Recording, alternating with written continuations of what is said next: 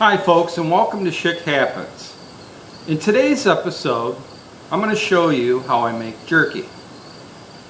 Now I know what you're thinking. CJ, there's thousands of videos out there on people making jerky. It's all the same. And you're right. There are a lot of videos out there on people making jerky.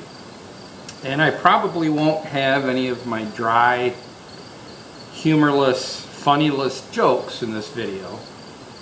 But I do want to take you along on how I make a batch of jerky.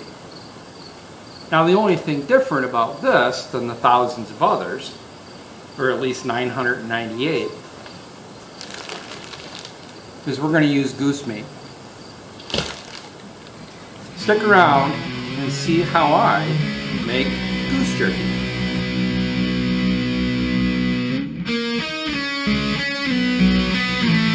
Now before we get started here, let me give you a little backstory. Many years ago, the Canadian geese were not very prevalent around Northwest Ohio. Season was heavily regulated, and I think maybe you were allowed one. And this is going back 35, 40 years ago. But fast forward to today, and they're a huge nuisance. Ohio, for many years, has offered an early goose season, just to thin them out. And many of these geese around here don't migrate. They stick around in our area year-round. So my neighbor up the street does a lot of goose hunting. Him and some friends and his father, they pattern them. They go from farm to farm, with permission of course, and shoot a lot of geese. So occasionally I'll go down and help the neighbor out with some chores, maybe till up a food plot or whatever, and in return he gives me goose meat. He cleans them, breasts them out, and he'll drop them off to the house here. So I'll put them in the freezer, and when I get a nice batch of them, that's when I decide to make jerky. Now anyone familiar with goose meat, it has a livery taste. A lot of waterfowl does. I'm not a fan of liver at all. I would rather take this beer koozie off, wrap it in bacon, deep fry it, and eat it than eat a chunk of liver. I can't stand liver. I'm not knocking people that like liver. That's just me. I don't like liver. So you're probably wondering, well CJ, if you don't like that livery taste, that iron taste, why are you making jerky out of goose meat? But I'm telling you, when I go through the process that I do of making this, there is no liver taste at all. And goose meat has the perfect texture for making jerky. And we'll get into that right now. Okay, so the first thing I'm going to do is I want to get these goose breasts trimmed up a little bit. There's some fat on there and probably some skin on a couple of the breasts. I want to get all that off. So I'm going to rinse these a little bit, get them trimmed up, and then we'll go to the next step. There's about 14 pounds of meat here, and I'm guessing when I'm done it's going to be about 13, something like that. Okay, so I got the goose breasts rinsed a little bit, got all the fat trimmed off of them. The next thing I'm going to do is cut these in strips, probably a ½ inch thick, 3/8 inch thick, somewhere in there. I'm going to try to keep them consistent, but I'm not going to lose a lot of sleep over it if some are thicker than the others, because I can move them around later during the drying time. Alright, so I got all this goose meat, there's probably about 13 pounds, cut into strips. And the next step I'm going to do is using just cheap salt, and I'm going to give these about 6 or 7 baths and rinses in the sink. I'm just going to keep going and going and going, and this salt, all I'm doing, I'm not seasoning or trying to cure this or anything. My whole objective of this, using the salt, is just to keep drawing as much blood out of this as I can. Again, I don't like the liver taste, and the more blood I get out of here with this salt, and the more baths I give it, drawing that blood out, the less irony, bloody taste is going to be in there. And again, I'll probably give this 4 or 5, maybe even 6 salts, rinses until these red pieces are a little bit more opaque or clear or lighter in color.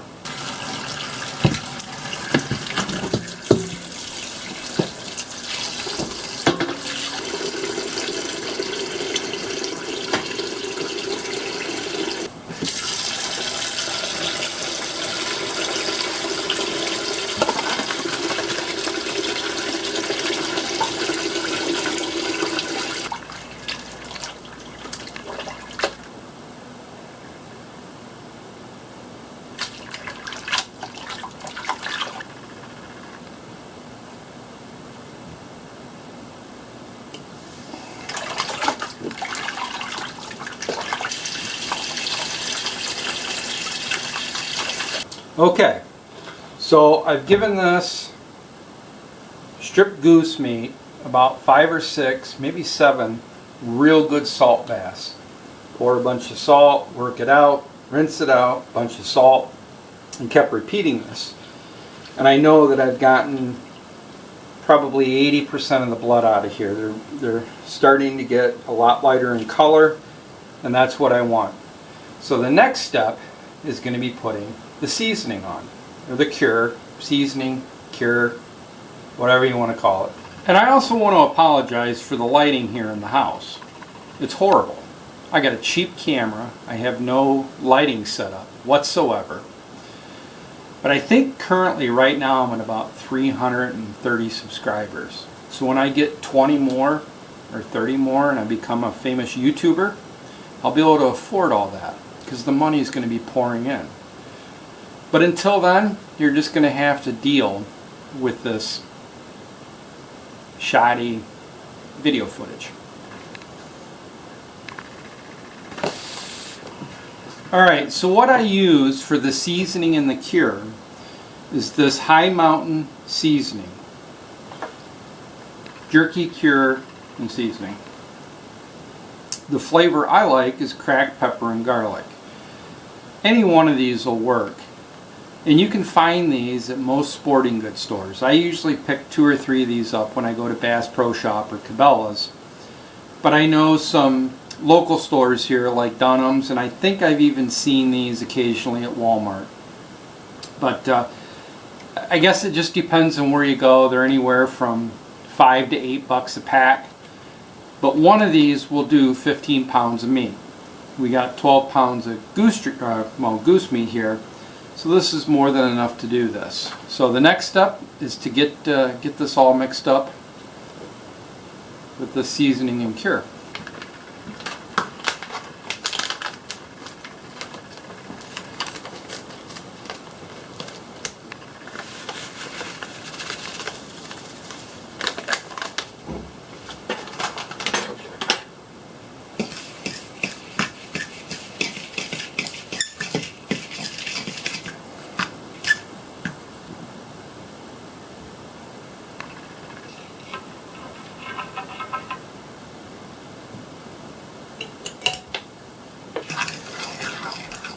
Okay, now I got all the cure and seasoning mixed together in a bowl. And that kit does come with instructions and a little shaker, a little dispenser if you want to do smaller batches. But this is going to be about perfect for this 13 and a half pounds of meat. I did drain this a couple times to get some of the water out. There's still a little bit of water in here, and that's fine, because that will help this blend a little bit better in here. So I'm just going to pour this in, or at least half of it, and then I'm going to work this around.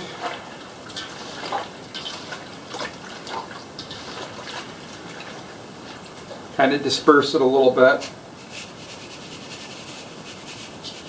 And a little more.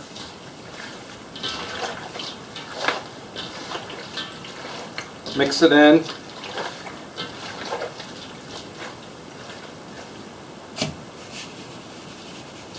get the rest of it in here.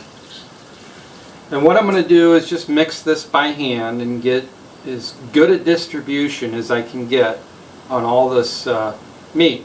Okay, so I've spent about 3-4 minutes mixing this up with my hands. I think I really got a good distribution of this just to get everything coated.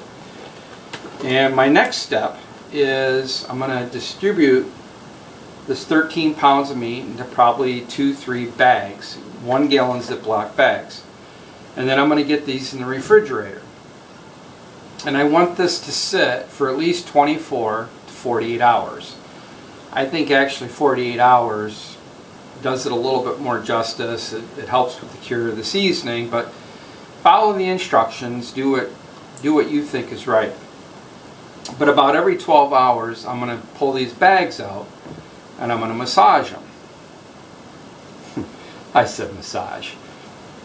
So that will help redistribute some of the spots that might still be a little bit pink or red for, again, an even distribution.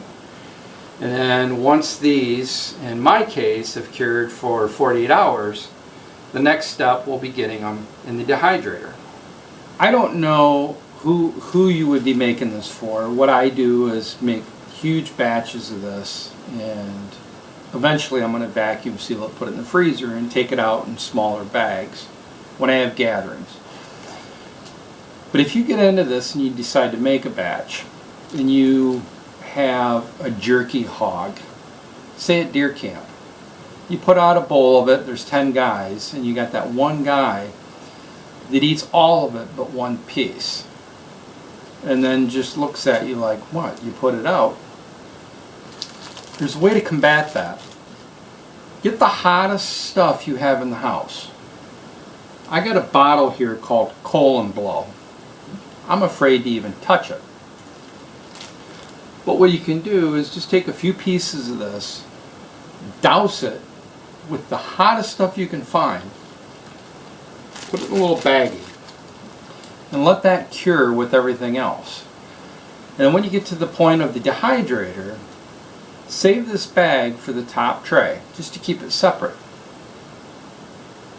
Then when it's all done, rebag it into its own separate bag, but mark it in a fashion that you know this is the hot stuff. And then during your gathering, when the jerky hog shows up, this is what you serve them. Just give them a few pieces. Say, hey man, I made a batch of jerky. Tell me what you think.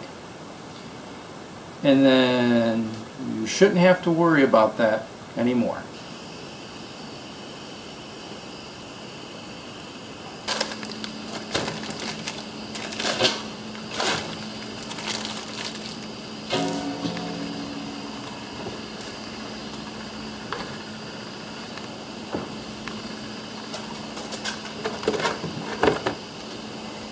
Alright, the goose jerky's been in the refrigerator with the brine and the cure working on it for about 36 hours now.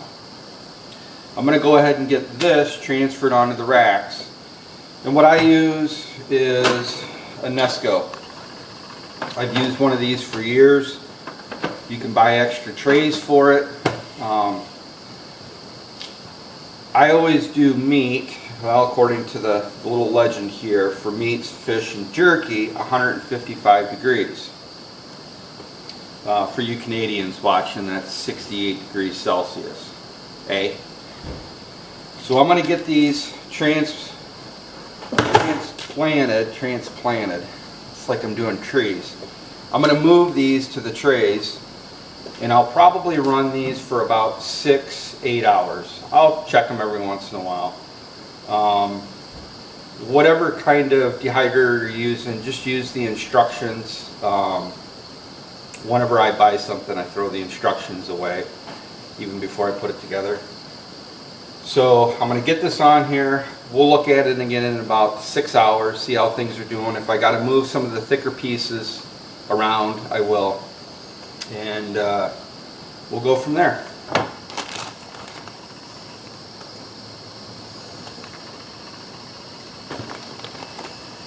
Okay, so I got all these trays full. There's 2, 4, 6, there's 8 of them, I think. 1, 2, 3, yeah, 8 trays.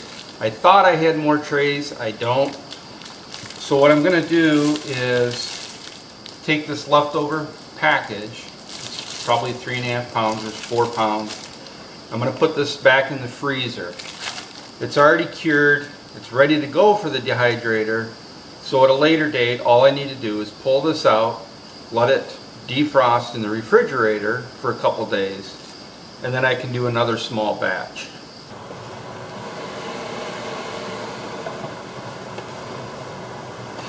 Hey, and folks, before I forget, I'd like to give a shout out to a channel called Roxy, Foxy, and Dr. Pepper Show. I recently stumbled on their channel not too long ago, and I believe it's a father and daughter that do reviews of food.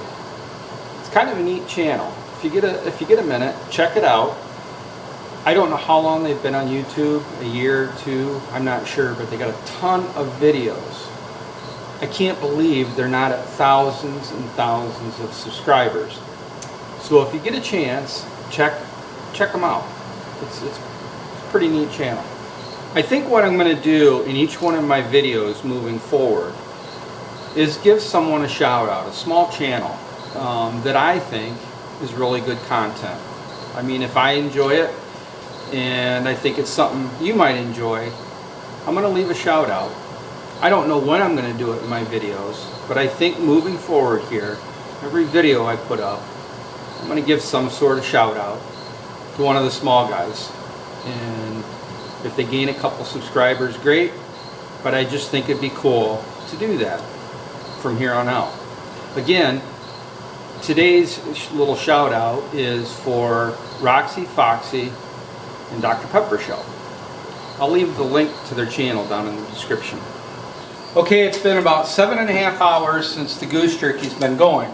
I'm going to go ahead and get this out, and I'm going to vacuum seal it immediately. Typically I'll let jerky dry to room temperature, but I want to vacuum seal it, get it in the freezer. And the only reason I want to put this in vacuum seal bags immediately is if I wait till this dries to room temperature, some of the tips are going to get a little hard and sharp. And then if I try vacuum sealing it then, I'm just going to have leaks in the bags, and I don't want that.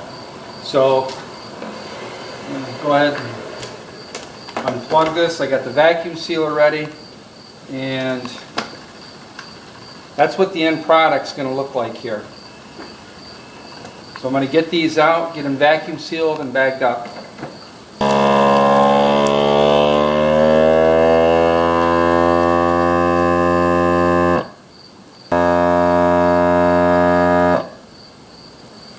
Alright folks, everything's done here. I got vacuum sealed what I want to get vacuum sealed. This here is going to go in some Ziploc bags and right into the fridge in the house that the wife and I can enjoy over the next couple weeks. I'll probably do another batch of these. I got one batch in the freezer, maybe in a couple months, but this is a good start. And then doing these little pint bags, vacuum seal bags, these are great to take one out when you get some company or you just need some munchies. Thanks again for hanging out with me here on Shit Happens. I hope you enjoyed this episode.